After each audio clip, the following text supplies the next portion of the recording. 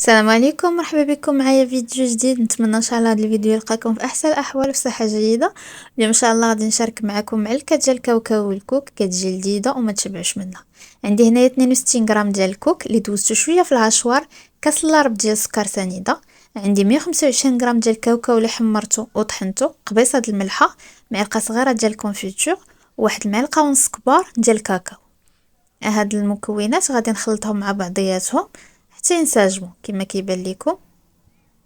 صافي بعد ما تخلطوا بهذه الطريقه هذه غادي نزيد عليهم. هنايا عندي بيضه وقل من النص ديال زيت المائده، قل من نص كاس، يعني نص كاس قل منه، فهمتوني؟ يعني ما كاملاش نص كاس ديال الزيت النباتيه. والخميره الكيماويه غادي ندير غير شي شويه، تقريبا واحد المعلقه صغيره ديال الخميره الكيماويه كما كيبان لكم. ضروري ما انكم تغربلوها باش الا كانت قاصحه ولا فيها حبيبات يعني تنسجم دغيا مع المكونات الاخرى. وغادي نخلطوا نجمعوا، ما تدلكوهاش وانما غير جمعوا بصبعانكم كما كيبان لكم هكا، غير بصبعان.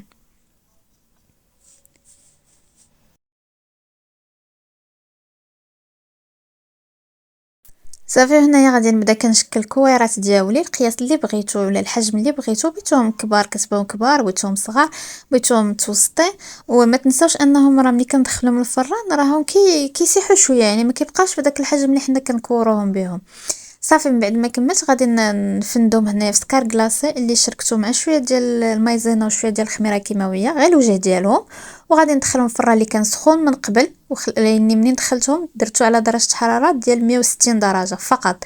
سخنتو من قبل على اعلى درجه. ملي كندخلوا الفران ضروري من انكم تنقصوا باش ما يتحرق لكمش داك السكر وما ما تيبس لكمش الحلوه في الفران. صافي هنايا كتشوفوا كندير لهم غير هكا الوجه، كنبرك عليه شويه بالمعلقه، ما ديروش يديكم باش ما يفزكش داك السكر. صافي وكما قلت، صافي هو كما كيبان لكم انا نقصت درجه الحراره الفران ودرت الفرفاره الفوق والتحت. اللي ما عندوش فرفاره يشعل عليه من الفوق حتى تشقق، وديك الساعه تشعلو من التحت.